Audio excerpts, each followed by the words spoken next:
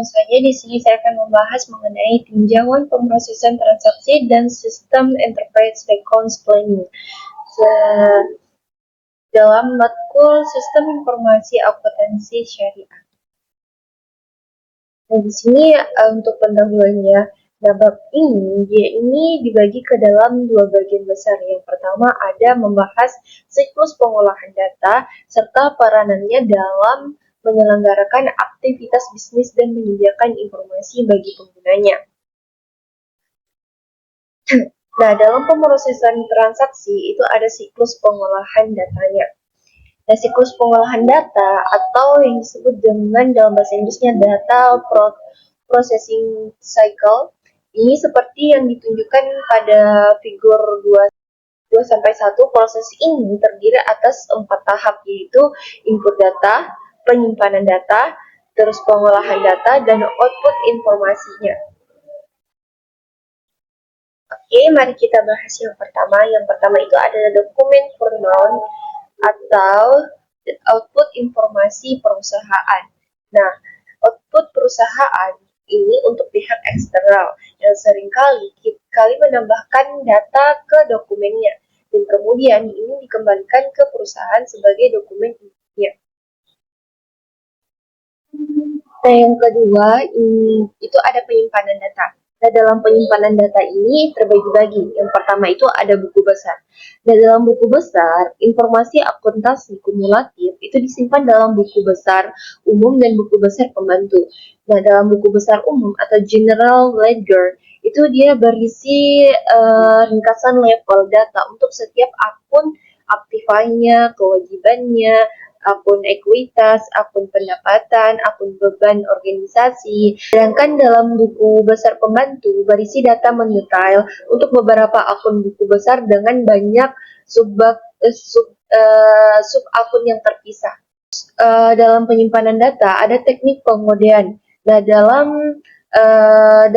penyimpanan data untuk teknik pengodean, data itu dalam buku besar disusun secara logis menggunakan teknik pengodean atau coding itu adalah penetapan sistematis dari angka atau huruf pada item untuk mengklasifikasi dan mengatur item-item tersebut. Nah, seperti kita lihat pada gambar, di sini ada tertera nama-nama akun dan kode akunnya. Di sini ada kode akun, ada 100 sampai 199, itu untuk kode akun aktiva lancar, sedangkan ada kode akun 101 untuk nama akun giro. Terus ada 102 itu untuk tabungan dan yang lain-lainnya. Selanjutnya itu ada bagian akun. Contoh yang sangat baik terkait pengodean itu adalah bagian akun, bucket of account. Nah, itu merupakan daftar angka yang ditetapkan untuk setiap akun buku besar umum.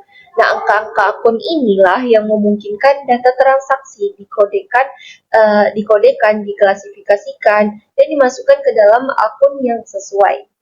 Selanjutnya itu ada jurnal. Nah, data transaksi itu sering kali dicatat dalam jurnal sebelum di-entry ke dalam buku besar. Entry jurnal menunjukkan akun dan jumlah untuk didebit dan dikreditkan.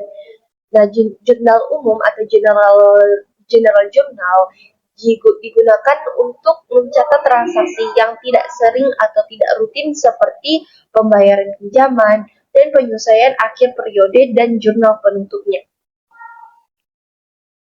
Ada pun jurnal khusus, yaitu untuk mencatat sejumlah besar transaksi yang berulang seperti penjualan, penerimaan kas, dan pengeluaran kas. Nah, semua ini membentuk jejak audit atau audit trail. Nah, yaitu jalur yang memungkinkan kita untuk menelusuri transaksi dari awal hingga menjadi output final atau sebaliknya. Nah, selanjutnya ada konsep penyimpanan berbasis komputer. Nah, secara teknis di komputer, data ini disimpan berdasarkan yang pertama ada entitas. Nah, entitas ini subjek informasi seperti karyawan atau pelanggan. Terus kedua ada atribut. Nah, karakteristik dari entitas tersebut itu misalnya seperti alamat atau tingkat gaji. Terus yang ketiga ada record. Nah, itu kumpulan file yang berisi atribut-atribut tersebut. Terus ada file yaitu sekelompok record yang saling berhubungan. Dapat dua jenis file utama, yaitu yang pertama ada file induk atau disebut dengan master file.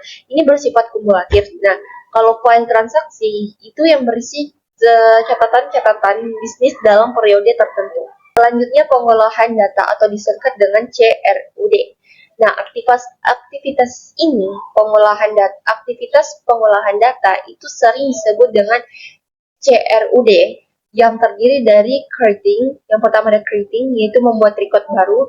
Terus yang kedua ada reading, yaitu membaca atau mengambil data. Terus yang ketiga ada updating, yaitu memperbarui data yang sudah ada.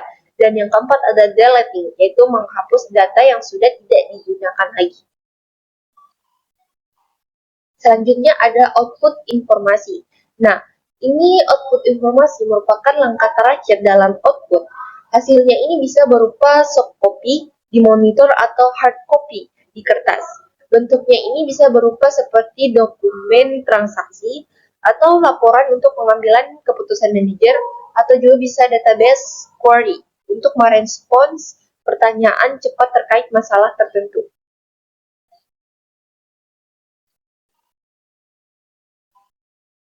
Nah, dalam sistem Enterprise Resource Planning atau ERP, di sini ada gambarnya. Nah, untuk siklusnya kan ada pendapatan dan pengeluaran. Ada siklus produksi juga, ada siklus SDM atau penggajian, ada sistem buku besar, dan pelaporan. Di sini yang pertama ada siklus pendapatan. Dan siklus pendapatan itu terbagi menjadi dua.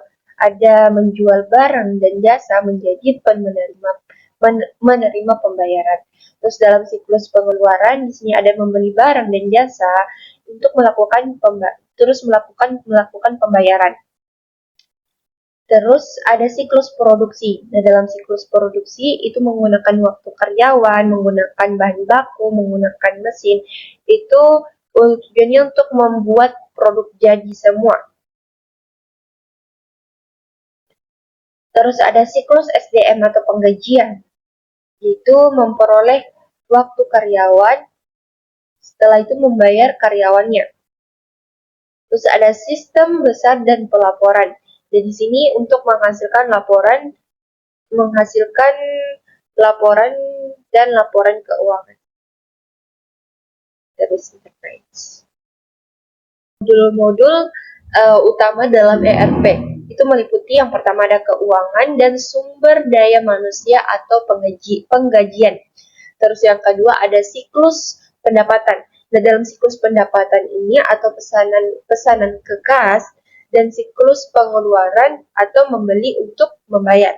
Terus yang ketiga ada siklus produksi atau manufaktur. Terus yang keempat itu ada manajemen proyek dan manajemen hubungan pelanggan atau CRM.